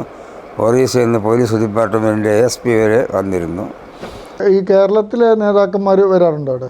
കേരളത്തിലെ ഏത് നേതാവ് കേരളത്തിൽ നിന്ന് വന്നാലും ഒരു ദിവസം നമ്മുടെ വീട്ടിൽ നിന്നായിരിക്കും ഭക്ഷണം. അത് ഇങ്ങനെയുള്ള ബന്ധമാണ്. അങ്ങനെയുള്ള ബന്ധമാണ് ഇപ്പോൾ ഇവിടെയുള്ള നേതാക്കന്മാരായിട്ടുള്ള എൻ്റെ ബന്ധം. അതിന് പാർട്ടി ഒരു പാർട്ടിയില്ല, ഏത് പാർട്ടിക്കാരും. ഒന്നാമത്തെ എനിക്ക് പാർട്ടിയില്ല. ഞാൻ ഇതുവരെ വോട്ട് ചെയ്തത് വ്യക്തിക്കാണ്. പക്ഷേ ഇപ്പോൾ എന്നെ പാർട്ടീൻ്റെ മെമ്പർഷിപ്പ് എടുക്കാൻ വേണ്ടിയിട്ട് പലവരും ശ്രമിക്കുന്നുണ്ട്. പക്ഷേ ഞാൻ അതിന് വഴങ്ങിയിട്ടില്ല. ഒറീസയിലെ പ്രളയം വരുന്ന കാലഘട്ടങ്ങളിൽ ഗവൺമെൻറ് റെസ്ക്യൂ ചെയ്യുന്നതിന് മുന്നേ തന്നെ ഗംഗാധരേട്ടൻ ഒറീസയിലെ ജനങ്ങൾക്ക് വേണ്ടി ഭക്ഷണവും അവർക്ക് വേണ്ട പാർപ്പിട സൗകര്യങ്ങളുമൊക്കെ ചെയ്തു കൊടുത്തു എന്നാണ് എനിക്ക് അറിയാൻ സാധിച്ചത്. 1999 ഒറീസയിൽ വീശിയടിച്ച ചുഴലിക്കാറ്റും പേമാരിയും 1 മണിക്കൂർ കൊണ്ട് ഉഴുതുമറിക്കപ്പെട്ട ഭൂമി. ജീവൻ നഷ്ടപ്പെട്ടവരും വീട് നഷ്ടപ്പെട്ടവരുമായ സാധാരണക്കാർ, 100 കണക്കിന് ആളുകൾ തിങ്ങിപ്പാർക്കുന്ന റെയിൽവേ കോളനി ഒരു സമതലമാക്കപ്പെട്ടിരിക്കുന്നു. അവർ തൊട്ടടുത്ത സ്കൂളിൽ അഭയം തേടിയെന്നറിഞ്ഞപ്പോൾ തന്നിലെ മനുഷ്യത്വം ഉണർന്നു. തൊട്ടടുത്ത കടകളെല്ലാം തുറപ്പിച്ച് അവലും ശർക്കരയും വാങ്ങി താൽക്കാലികമായി അവർക്ക് ആശ്വാസത്തിനായി നൽകി. തൻ്റെ കടകളിലേക്ക് അരി വിതരണം ചെയ്യുന്നവരെ വിളിച്ച് കിട്ടാവുന്നത്ര അരി സംഭരിക്കാൻ പറഞ്ഞു. ഗവൺമെന്റ് സംവിധാനങ്ങൾ അവരെ തേടിയെത്തിയപ്പോൾ 3 ദിവസം കഴിഞ്ഞിരുന്നു. ഇന്നും അവർക്കും അവരുടെ പുതിയ തലമുറയ്ക്കും കാണപ്പെട്ട ദൈവമാണ് ഇദ്ദേഹം. പിന്നെ അവിടെ ഒരു കാലാവസ്ഥാ വ്യതിയാനവും ഫ്ലഡും പ്രശ്നങ്ങളും കാറ്റും ഒക്കെ ഉണ്ടായ സമയത്ത് കുറേ ആളുകളുടെ ഹെൽപ്പ് ചെയ്യുക, MLA-മാർക്ക് പോലും കിട്ടാത്തൊരു പരിഗണന പിന്നീട് നിങ്ങൾക്ക് കിട്ടിയതൊക്കെ കേട്ടിട്ടുണ്ട്. അതെങ്ങനെ? എനിക്ക് ഒരു ജീവിതത്തിൽ മറക്കാൻ പറ്റാത്തൊരു സംഭവമാണ്. ഞാൻ എൻ്റെ ജീവനെ കൊണ്ടാണ് കളിച്ച്. അത് ഈ സൈക്ലോൺ ഇങ്ങനെ അടിക്കുന്ന സമയത്ത് തന്നെ 2 മണിയാകുമ്പോൾ ഇതിൻ്റെ ശക്തി കൂടി. അപ്പോൾ ഞാൻ പറഞ്ഞു പൂട്ടിക്കിടാന്ന് പറഞ്ഞു. ഉച്ചക്ക് പൂട്ടി ജോലിക്കറിയിൽ സേഫായിട്ട് സ്ഥലത്ത് എത്തിച്ച്. പിന്നെ എല്ലാം സ്റ്റോപ്പായി.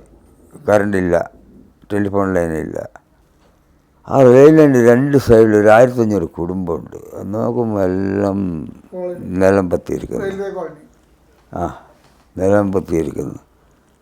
അപ്പം ഞാൻ ഹോട്ടലിൽ വന്ന് ഞാൻ റിസപ്ഷനിൽ ഇരുന്നിട്ട് ഒരു പയ്യനെ വിളിച്ച് ചോദിച്ച് ഇവരെല്ലാം ഇവിടെ ഉണ്ടെന്ന് ചോദിച്ച്. 2 സ്കൂളിലായിട്ട് താമസിക്കുന്നുണ്ടെന്ന് പറഞ്ഞു. ഞാനൊരു 10-15 രൂപ പൈസ അവൻ്റെ അടുത്ത് കൊടുത്തിട്ട് പറഞ്ഞ് നമ്മൾ സാധനം വാങ്ങിക്കുന്ന കടയിൽ പോയിട്ട് അവലും വെള്ളം ശർക്കരയും വാങ്ങിയിട്ട് അവർക്ക് കൊണ്ടുപോയി കൊടുക്കുക. അങ്ങനെ 2 സ്കൂളിൽ എത്തിച്ച് ഞാൻ എൻ്റെ പണിക്കാരുടെ അടുത്ത് പറഞ്ഞ് 3 ദിവസം അവർക്ക് ഇങ്ങോട്ട് ഭക്ഷണം ഉണ്ടാക്കി കൊടുക്കണം. ഉച്ചക്കും രാത്രി ഒരു കറി, ഒരു ചോറ്. ഏകദേശം എത്ര ആളുണ്ട്? 1500 ആളുണ്ട്. ആ, ഇന്നും അദ്ദേഹത്തിൻ്റെ അടുത്ത് ഒരുപാട് ആളുകൾ സഹായഹസ്തവുമായി എത്തുകയാണ്. നിറഞ്ഞ പുഞ്ചിരിയോട് കൂടിയിട്ട് അദ്ദേഹം അവരെയൊക്കെ സ്വീകരിക്കുന്നു, അവർക്ക് വേണ്ട കാര്യങ്ങളൊക്കെ ചെയ്തു കൊടുക്കുന്നു. അപ്പോൾ ഇതിൽ അസൂയപ്പെട്ടിട്ട് വീട്ടിൻ്റെ പുറത്തിറങ്ങാത്ത ആൾ വന്നിട്ട് ചോദിച്ച് ഇനി എങ്ങനെയാണ് ഈ ഒറ്റയ്ക്ക് ഇതെല്ലാം കൊടുത്തതെന്ന്. ഞാൻ എവിടെ വന്നറിഞ്ഞു. അത് നീ ചോദ്യം ചെയ്യുന്നു വേണ്ട, ഞാൻ പാവങ്ങൾക്ക് കൊടുക്കുക, എല്ലാവരും മരിച്ചിട്ടുണ്ടാവും. ഇവരെ യൂണിയൻ ലീഡർ വന്ന് സ്റ്റോറിൽ അന്ന് വെച്ചാൽ എനിക്ക് 1-2 സ്റ്റോറിൽ ഫുൾ സ്റ്റോക്കായിരിക്കും സാധനം. 1 മാസത്തെ സ്റ്റോക്ക് ഉണ്ടാവും. അപ്പോൾ 2-3 ഇത് അടിച്ചത് കാറ്റ്.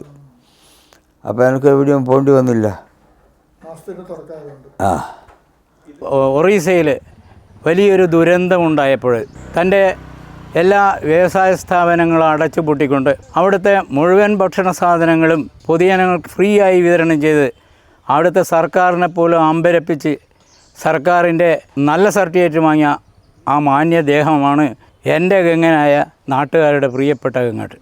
ഈ 1500 ആളുകൾ ഉണ്ടായിരുന്നു എന്ന് പറഞ്ഞല്ലോ, അത് എത്ര ദിവസം അവർക്ക് ഫുഡ് കൊടുക്കേണ്ടി വന്നു? 3 ദിവസം 2 നേരം.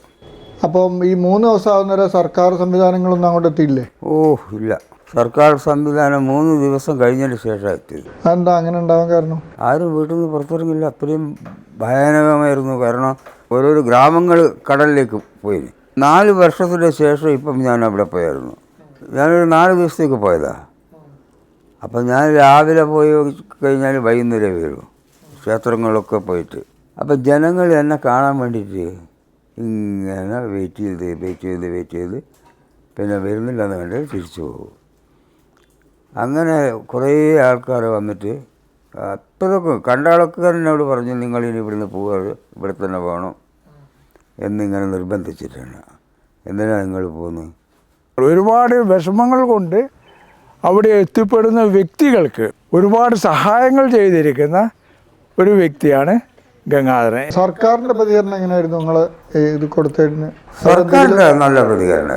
സഹായഹസ്തങ്ങൾ എന്തെങ്കിലും നീട്ടിയ അവർ? ഇല്ല. മെയിനായിട്ട് നമ്മൾ ഈ ഇങ്ങനെ പുറത്തു പോകാനുള്ള കാരണം അമ്മയും അച്ഛനെയും നോക്കണം എന്നുള്ളതായിരുന്നു. അതിന് നിങ്ങൾക്ക് പറ്റിയിട്ടുണ്ടോ? അച്ഛനും അമ്മേനും നോക്കിയതിൻ്റെ ശേഷമേ ബാക്കിയുള്ള കാര്യങ്ങളുള്ളൂ. എനിക്ക് അയൽപക്കത്തുള്ള പാവപ്പെട്ട ആളുകളെ കൈപിടിച്ചുയർത്തുന്ന കാര്യത്തിലൊക്കെ മുഖ്യധാരയിൽ നിന്നുകൊണ്ട് പ്രവർത്തിക്കുന്നു എന്നാണ് മനസ്സിലാക്കാൻ സാധിച്ചത്. ഭയങ്കര കഷ്ടപ്പാടിലായിരുന്നു ഞാൻ ഇവിടെ തന്നെ ഒരു സെൻറ്റ് വീട്ടിൽ ഇവിടെ കൂലോത്ത് താമസിച്ചായിരുന്നു. അവിടുന്ന് പിന്നെ അവർ എനിക്കൊരു 6 സെൻറ്റ് സ്ഥലം തന്ന് അങ്ങനെ അവിടെ ഒരു വീട് വെച്ചു. അവിടെ താമസമായി. നമ്മളെല്ലാ കാര്യത്തിലും മകളെ കല്യാണത്തിനും എല്ലാം സഹായിച്ചൊരു മനുഷ്യനാണ്. ഞങ്ങൾക്കിപ്പോൾ അവരൊരു ദൈവത്തിനെ പോലെയാണ്. അദ്ദേഹത്തെ അടുത്തറിയാവുന്ന ഒരാളെന്നുള്ള നിലയിൽ അദ്ദേഹത്തിൻ്റെ ഈ പ്രവർത്തനം മാതൃകാപരമാണ്, അനുകരണീയമാണ്, മറ്റുള്ളവർക്കൊക്കെ ഈ തരത്തിൽ പ്രവർത്തിക്കാൻ പ്രചോദനമേകുന്നതാണ് എന്ന് പറയാൻ ഞാൻ ആഗ്രഹിക്കുന്നു. നഷ്ടപ്പെട്ടതും നേടാനാവാത്തതും തനിക്ക് അർഹതപ്പെട്ടതായിരുന്നില്ല എന്ന് വിശ്വസിക്കുന്ന ഒരാൾ അനുകൂല സാഹചര്യങ്ങൾ ഉണ്ടായിട്ടും അധ്വാനിക്കാതെ മറ്റുള്ളവർക്ക് മുമ്പിൽ കൈനീട്ടുന്നവർക്ക് ഈ ജീവിതം ഒരു പാഠമാണ്. ഒരുപാട് ലോസ് വന്നിട്ടുണ്ട് എനിക്ക്. അപ്പോൾ ഈ ലോസ് ഉണ്ടായെന്ന് പറഞ്ഞല്ലോ, അപ്പം ഇത്രയും കാലം സ്വന്തമായിട്ട് ബിസിനസ് ചെയ്തിരുന്നോ? ഇതിൻ്റെ ഇടയ്ക്ക് ഇപ്പോൾ സ്വന്തമായിട്ട് ഒരു ട്രാക്ക് ഉണ്ടാക്കി അങ്ങനെ ഇരുന്നു? സ്വന്തമായിട്ട് ബിസിനസ് എന്ന് പറഞ്ഞു കഴിഞ്ഞാൽ വാടകയ്ക്ക് എടുത്തിട്ട് ബിൽഡിങ് എടുത്തിട്ടാണ് ബിസിനസ് ചെയ്തത്. 12,000 സ്ക്വയർ ഫീറ്റ് സ്ഥലം ഗവൺമെൻറ്റിന് തരാൻ വേണ്ടി പറഞ്ഞു. അപ്പോൾ അത് നമുക്ക് കിട്ടണ്ടെങ്കിൽ ചീഫ് മിനിസ്റ്റർ ലാസ്റ്റിൽ ഒപ്പിടണം, എന്നാലേ കിട്ടും. ഒരു ഓഫീസർ എന്നെ വിളിച്ചിട്ട് പറഞ്ഞ്, ഈ പ്രൊജക്റ്റിന് ഈ സ്ഥലമൊന്നും പോരാ, വേറൊരു വലിയ സ്ഥലത്തിന് വേണ്ടിയിട്ട് അപ്ലൈ ചെയ്യുമെന്ന് പറഞ്ഞു. ഞാനപ്പോൾ അയാൾ ടേബിൾ അടിച്ചിട്ട് പറഞ്ഞു, സാർ ഇത് തരുന്നുണ്ടെങ്കിൽ ഇപ്പം തരിക, അല്ലെങ്കിൽ നിങ്ങളെന്താ ചെയ്തോ, ഞാൻ ഇത്ര കൊല്ലമായി ഇതിനു വേണ്ടിയിട്ട് പരിശ്രമിക്കുന്നു. എന്നാൽ പിന്നെ നിങ്ങൾ പോയി ചീഫ് മിനിസ്റ്റർ പറഞ്ഞു. അപ്പോൾ ചീഫ് മിനിസ്റ്റർ പറഞ്ഞു കഴിഞ്ഞാൽ കുറേ ദിവസം പിടിക്കുമല്ലോ ഒരു ചീഫ് മിനിസ്റ്റർ അപ്പോയിൻമെൻറ്റ് കിട്ടേണ്ടിക്കല്ലോ. ഞാൻ പിറ്റേന്ന് രാവിലെ തന്നെ പോയി ചീഫ് മിനിസ്റ്ററെ കണ്ടിട്ട് ഞാൻ പറഞ്ഞു, സാർ ഇത്ര ആൾക്ക് ജോലി കൊടുക്കുന്ന ഒരു എംപ്ലോയ്മെൻറ്റ് കൊടുക്കുന്ന ഒരു സ്ഥാപനം ഞാൻ തുടങ്ങാൻ പോകുന്നു, അതിനെന്തിനാണ് ഈ ഓഫീസേഴ്സ് ഇങ്ങനെ തടയിടുന്നതെന്ന് ചോദിച്ചു. അപ്പോൾ ഉടനെ വിളിച്ചിട്ട് പറഞ്ഞു, റാവു അത് ഗംഗാരുടെ ആളുടെ സ്ഥലം ഇനി കൊടുക്കാത്തത്, അത് ചെറിയ സ്ഥലമായി പോയി സാർ, ആ പ്രൊജക്റ്റിന് ആവില്ല, ഇനി അത് കൊടുക്ക്, അവർ അഡീഷണൽ പ്ലോട്ടിന് വേണ്ടി പിന്നെ അപ്ലൈ ചെയ്തോളൂ എന്ന് പറഞ്ഞു. അങ്ങനെ അത് വാങ്ങി. പക്ഷേങ്കിൽ എനിക്ക് അവിടെ നിൽക്കാൻ പറ്റില്ല. ഭാര്യൻ്റെ അസുഖം കാരണം നാട്ടിൽ വരേണ്ടി വന്ന് ശ്രീചിത്രയിൽ സർജറി നടത്തി തിരുവനന്തപുരം കുറേ കാലം ചിലവഴിക്കേണ്ടി വന്ന്.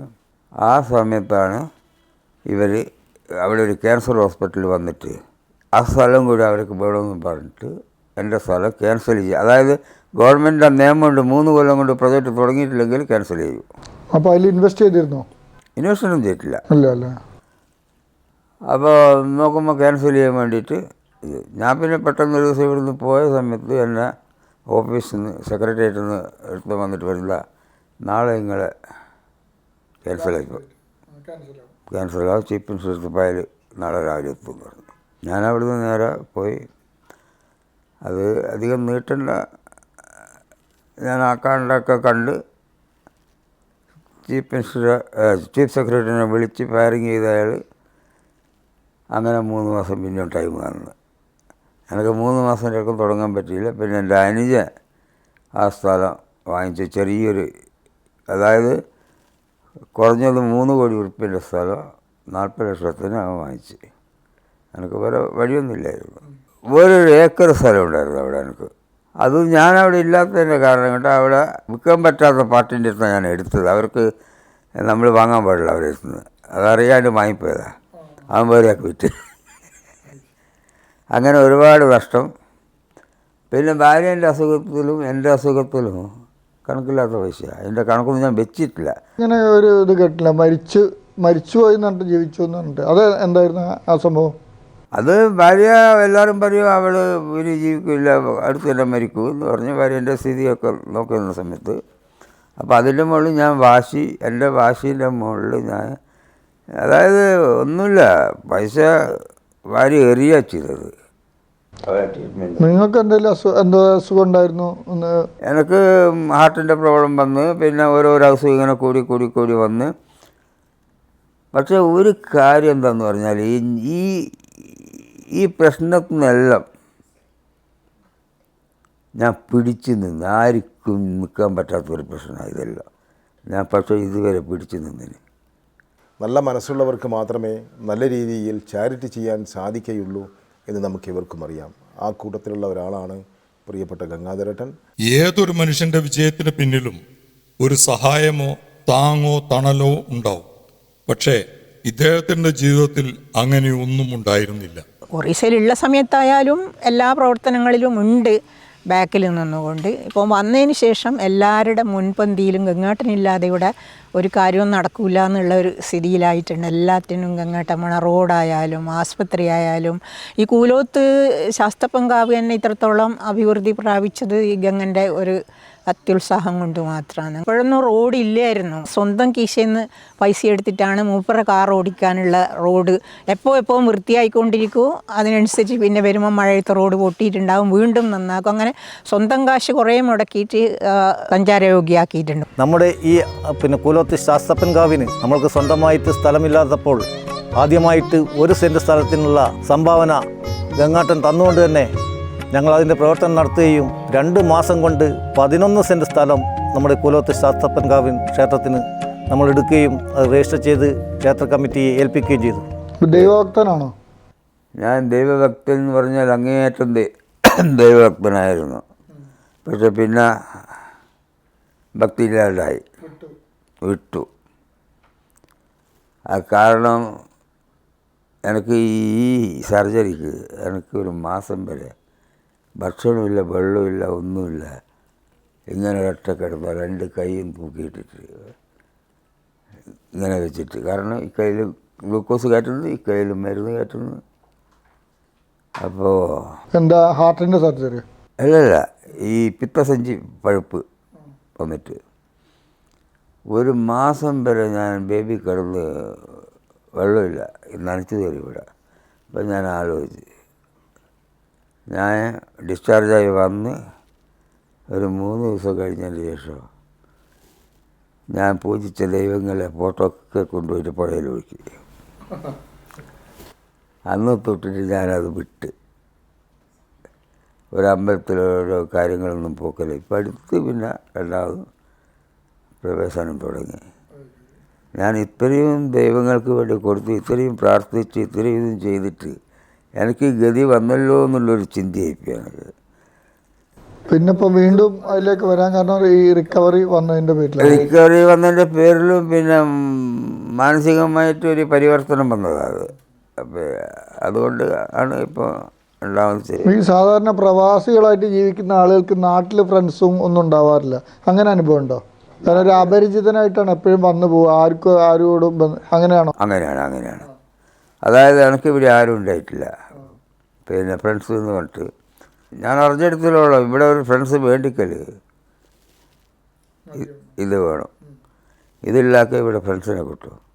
എൻ്റെ ജ്യേഷ്ഠൻ നാട്ടിൽ അവിടുന്ന് ഒരു ഡ്രോപ്പ് തൊടില്ല. ജ്യേഷ്ഠൻ മരണപ്പെട്ടു പോയി. പക്ഷെ നാട്ടിൽ വന്നാൽ വണ്ടീൻ്റെ ഇത് ഇതിൻ്റെ പെട്ടിയായിരിക്കും കേസ്. അപ്പോൾ ഒരു ദിവസം ഇങ്ങനെ തന്നെ വന്ന് നല്ല ഇതിൽ വന്നതിന് ശേഷം ഞാൻ ചോദിച്ചു, നിങ്ങൾ എന്തിനാണ് ഇങ്ങനെ കുടിക്കുന്നത്? ഈ ചങ്ങായിമാരോട് കൂടിയിട്ട്. എടേ ഇവിടെ കുടിച്ചിട്ടില്ലേ ഇവിടെ നായായിട്ട് ജീവിക്കേണ്ടി വരും, ഇവിടെ കുടിക്കണമെന്നാണ് പറഞ്ഞു എൻ്റെ അടുത്ത്. പിന്നെ ഈ രാഷ്ട്രീയത്തിലേക്ക് ആരും ക്ഷണിച്ചില്ല. കാരണം സാമ്പത്തികം ഉണ്ടെന്നൊക്കെ അറിഞ്ഞു കഴിഞ്ഞാൽ ഇവിടെ ക്ഷണങ്ങൾ കൂടുതൽ. രാഷ്ട്രീയത്തിലേക്ക്, ഈ മതസംഘത്തിലേക്ക് അങ്ങനെയുള്ള എന്തെങ്കിലും ഉണ്ടോ? അതിലേക്കാണ് എന്നെ ഇപ്പം വലിക്കുന്നത്. എന്നെ ഇപ്പം ഈ രാഷ്ട്രീയത്തിൽ വരാൻ വേണ്ടിയിട്ടാണ് എല്ലാ പാർട്ടികളും നോക്കുന്നത്. അല്ലാതെ കണ്ട് എനിക്ക് ഈ ചീഫ് മിനിസ്റ്റർ ഈ പരിപാടിക്ക് എന്നെ പ്രത്യേക ക്ഷണിതാവായി ക്ഷണിച്ച് എന്തിനു വേണ്ടിയിട്ട്? എന്നെ ഇവിടെ വേറെ പാർട്ടിക്കാർ പല പരിപാടിക്കും എന്നെ ക്ഷണിക്കുന്നത്. നാട്ടിൽ ജനകീയനായതുകൊണ്ടായിരിക്കും അല്ലേ? അപ്പോൾ നിങ്ങൾ ഈ ചാരിറ്റി പ്രവർത്തനങ്ങളൊക്കെ കൂടുതൽ ചെയ്യുന്നുണ്ട്, അതേപോലെ ഈ സാമ്പത്തിക ഇത് സഹായങ്ങൾ ചെയ്യുന്നുണ്ട്. അപ്പം ജനങ്ങളെ സമ്മതി ഉണ്ടെന്ന് അറിയുന്നുണ്ടാവും. അപ്പോൾ ഇനിയിപ്പം ഏതെങ്കിലും രാഷ്ട്രീയ പാർട്ടിയായിട്ട് ചേർന്ന് നിൽക്കാൻ ഉദ്ദേശിക്കുന്നുണ്ടോ? ഇല്ല, ഞാൻ ഇതേ സ്റ്റാൻഡിൽ തന്നെ. കാരണം ഇതുവരെ നിൽക്കാത്ത ഞാൻ ഈ 73-ാം വയസ്സിൽ ഇതിന് പോകേണ്ടതില്ലല്ലോ. ഇതേ സ്റ്റാൻഡിൽ നിൽക്കുക എനിക്ക് എല്ലാവരും വേണം. തിരിഞ്ഞു നോക്കുമ്പം എങ്ങനെയാണ്? സംതൃപ്തനാണോ? ഞാൻ തിരിഞ്ഞു നോക്കുമ്പോൾ കഴിഞ്ഞ കാര്യങ്ങളൊന്നും ഞാൻ ചിന്തിക്കാറില്ല. ഇല്ല, പ്രസൻറ്റ് മാത്രം. പ്രസൻറ്റ് മാത്രം. കഴിഞ്ഞ കാലം ചിന്തിച്ചു കഴിഞ്ഞാൽ ഞാൻ ശരിയായ രോഗിയായിപ്പോവും. അപ്പോഴേക്കും നഷ്ടങ്ങളും കാര്യങ്ങളും ജീവിതത്തിൽ പല അനുഭവങ്ങളും ഉണ്ടായിട്ടുണ്ട്. നനച്ചിരിക്കാതെ ഒരു ദിവസം ഓഫീസ് സമയത്ത് ശുഭ്രവസ്ത്രധാരിയായിട്ട് കയറി വന്ന ശ്രീ ഗംഗാധരേട്ടനെ എങ്ങനെയോ എൻ്റെ മനസ്സിൽ കയറി പറ്റുകയാണ്. ഒരിക്കൽ പരിചയപ്പെട്ടു കഴിഞ്ഞാൽ അത് മനസ്സിൽ പെട്ടെന്ന് കയറിപ്പെടുന്ന വളരെ വിനയത്തോടുള്ള ആ പെരുമാറ്റവും മറ്റുമൊക്കെയാണ് നമ്മുടെ മനസ്സിൽ പെട്ടെന്ന് കയറിപ്പറ്റാൻ വേണ്ടിയിട്ട് കാരണമാകുന്നത്. നല്ല മനസ്സിന് ഉടമ കൂടിയാണ്. എനിക്ക് ജീവിതത്തിൽ കിട്ടിയ സൗഭാഗ്യം എന്ന് വെച്ചാൽ എൻ്റെ കുടുംബമാണ്. എൻ്റെ ഭാര്യയും എൻ്റെ രണ്ട് മക്കളും പെൺകുട്ടികളാണ്. എൻ്റെ മക്കളെ കല്യാണം കഴിച്ച് അയച്ചത് ഞാൻ എങ്ങനെ വിചാരിച്ചിരിക്കുന്നു, അതായത് എന്നെ അയക്കുന്ന കുടുംബം എങ്ങനെയായിരിക്കണം എന്ന് എനിക്കൊരു സുമാറൊരു ഇതുണ്ടായിരുന്നു. അത് തന്നെ എനിക്ക് കിട്ടി. അതുകൊണ്ട് എനിക്ക് അതിൽ തന്നെ വളരെ സന്തോഷമാണ്. രണ്ടുപേരും സുഖമായിട്ടിരിക്കുന്നു. ഒരാൾക്ക് 2 കുട്ടികളുണ്ട്, ഒരാൾ കുട്ടികളായിട്ടില്ല. ഒരു ദുഃഖമുണ്ട്.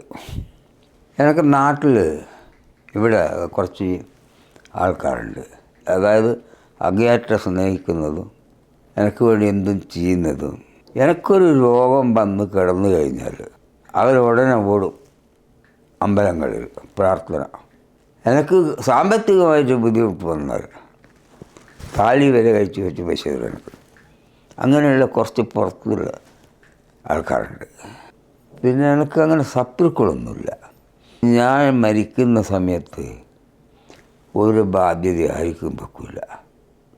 എല്ലാവർക്കും ബാധ്യത ഇല്ലാതാണ്ടാണ് ഞാൻ പോവുക. അതെൻ്റെ ഒരു ഉറപ്പാണ്. ഇത് ഞാൻ പറയുന്നത് എന്താണെന്ന് പറഞ്ഞു കഴിഞ്ഞാൽ ഇത് എല്ലാവരും കേൾക്കണം എന്നുള്ളൊരു ആഗ്രഹം കൊണ്ടാണ്. അല്ലാണ്ട് ഞാൻ മരിച്ചു കഴിഞ്ഞ് കഴിഞ്ഞാൽ അവരത്ര ഇത് കൊടുക്കാറുണ്ട്, അവിടെ ഇത്ര കൊടുക്കാറുണ്ട്, ഇങ്ങനത്തെ ഒരു വാക്ക് എൻ്റെ കുടുംബത്തിൽ ഞാൻ കേൾപ്പിക്കില്ല. ഞാൻ എന്തൊക്കെ അനുഭവിക്കാനുണ്ടോ അതെല്ലാം ഇവിടെ വെച്ച് തന്നെ ഞാൻ അനുഭവിച്ച് കഴിഞ്ഞ്. എനിക്കിനിയൊന്നും ജീവിതത്തിൽ ഒന്നും അനുഭവിക്കേണ്ടതില്ല. ഞാൻ എന്ത് വന്നു കഴിഞ്ഞാൽ ഞാൻ ഇതുവരെ ജീവിതത്തിൽ പതറിയിട്ടില്ല. അതാണ് ഏറ്റവും വലിയ ഒരു ഇത്. വളരെ ലളിതമായി തരണം ചെയ്യാവുന്ന പ്രതിസന്ധികളിൽ പോലും ആത്മഹത്യയിൽ അഭയം കണ്ടെത്തുന്ന പുതിയ തലമുറയ്ക്ക് പുതുക്കുടിയിൽ ഗംഗാധരൻ എന്ന ഈ മനുഷ്യന്റെ ജീവിതം ഒരു മാർഗദർശനമാണ്. ഇത്തരത്തിലുള്ള ആളുകളുടെ പ്രവർത്തനം ഭാവിയിൽ വരുന്ന തലമുറയ്ക്ക് വലിയ ഒരു പാഠമാകാനും അദ്ദേഹം ചെയ്തു വന്ന കാര്യങ്ങൾ തുടർന്നും പുതിയ തലമുറയിലെ ആളുകൾ ഒരു മാതൃകയാക്കണമെന്നും ഞാൻ ഈ സന്ദർഭത്തിൽ സൂചിപ്പിക്കാൻ ആഗ്രഹിക്കുന്നു. ഓർക്കാൻ ഇഷ്ടപ്പെടാത്ത എന്തെങ്കിലും കാര്യങ്ങളുണ്ടോ? ഓർക്കാൻ ഇഷ്ടപ്പെടാത്തത് അങ്ങനെയൊന്നുമില്ല. ദുരനുഭവങ്ങളൊന്നും? ദുരനുഭവങ്ങളല്ലേ പറഞ്ഞതൊക്കെ. ഈ പറഞ്ഞതൊക്കെ ദുരനുഭവങ്ങളല്ലേ. എന്തായാലും ഈ മരണം മുന്നിൽ കണ്ടവനാ. മരണം എന്ന് പറയുന്നത് ഞാൻ ഇതിൽ പറയാ, നിങ്ങൾ എത്ര വേദന സഹിച്ചു കഴിഞ്ഞാലും ആ ജീവൻ പോകുന്ന സമയത്ത് നിങ്ങൾക്ക് കിട്ടുന്ന സുഖം അത് പറഞ്ഞറിയിക്കാൻ പറ്റില്ല.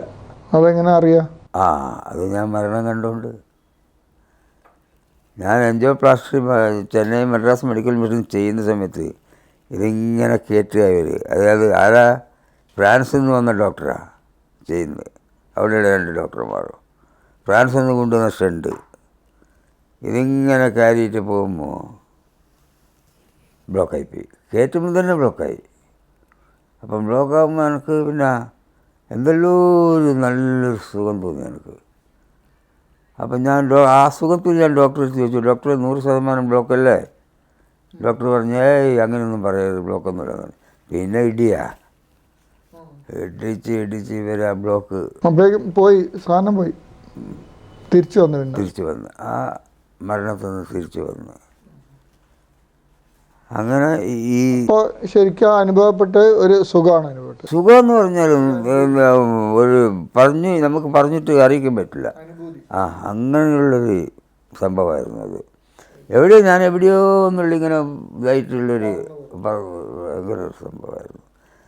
അപ്പോൾ ഞാനന്ന് മനസ്സിലാക്കിയതാ, എത്ര വേദന സഹിച്ച ആളും മരിക്കുന്ന സമയത്ത് ഈ സുഖം അനുഭവിക്കുന്നുള്ളത്.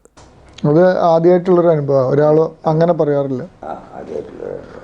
അപ്പം പിന്നെ ഇപ്പോൾ ചുരുക്കി പറയാമെന്നെങ്കിൽ 18 തരം രോഗങ്ങളും 38 അത് കൂടും ഗുളിക. ഇപ്പം 38 ഗുളിക ഒരു ദിവസം. അതിപ്പോൾ എത്ര വർഷമായി? അത് ഇപ്പം കഴിക്കാൻ തുടങ്ങി 15 വർഷമില്ലേ. ഈ 15 വർഷം ഇപ്പം ശരിക്കും പറയുകയാണെങ്കിൽ എൻ്റെ ലെഫ്റ്റ് ആർട്ടറി കംപ്ലീറ്റ് ബ്ലോക്കാണ്, മെയിൻ ആർട്ടറി ഫുൾ ബ്ലോക്കാണ്. അതിലൂടെ ബ്ലഡ് സർക്കുലേഷൻ ഒന്നും ഇല്ല. റൈറ്റിൽ കൂടിയേ ഉള്ളൂ.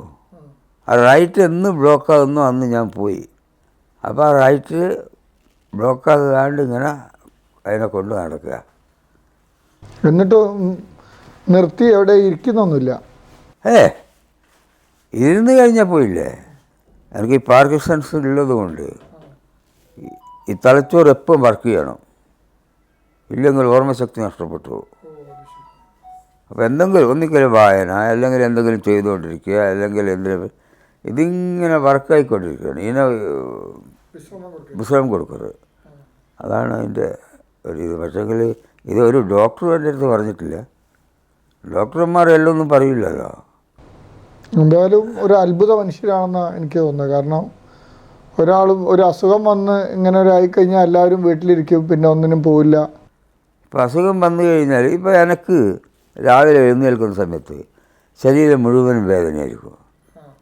പക്ഷെ ഞാൻ എഴുന്നേറ്റിട്ട് ഞാൻ എന്തെങ്കിലും ഒരു നല്ലൊരു ജോലിയിൽ ഏർപ്പെടും, എൻ്റെ വേദനയെല്ലാം പോകും. അതാണ് അതിൻ്റെ ഇത്. എന്തായാലും നല്ലൊരു സന്തോഷമാണത്. കാരണം മറ്റുള്ളവർ എല്ലാവരും ഒരു അസുഖം ബാധിച്ചു കഴിഞ്ഞാൽ ഒന്ന് കുറച്ച് കിടക്കണം എന്നുള്ള ചിന്ത മാത്രമേ ഉള്ളൂ. നിങ്ങൾ നേരെ തിരിച്ചിട്ടാണ്. എന്തായാലും പുതിയ തലമുറക്ക് നിങ്ങളെ ജീവിതവും നിങ്ങളെ ഈ നേരിട്ട് പറഞ്ഞ ജീവിതാനുഭവങ്ങളും ഒരു സന്ദേശവും വെളിച്ചവും ആവട്ടെ എന്ന് ഞാൻ ആശംസിക്കുകയാണ്. ഒരു ആയുസിന്റെ 3/4 പങ്കും പ്രതിസന്ധികളോട് മാത്രം പൊരുതിയ മനുഷ്യൻ ഇപ്പോൾ ഭാര്യയോടൊത്ത് സ്വസ്ഥമായ ജീവിതം നയിക്കുന്നു.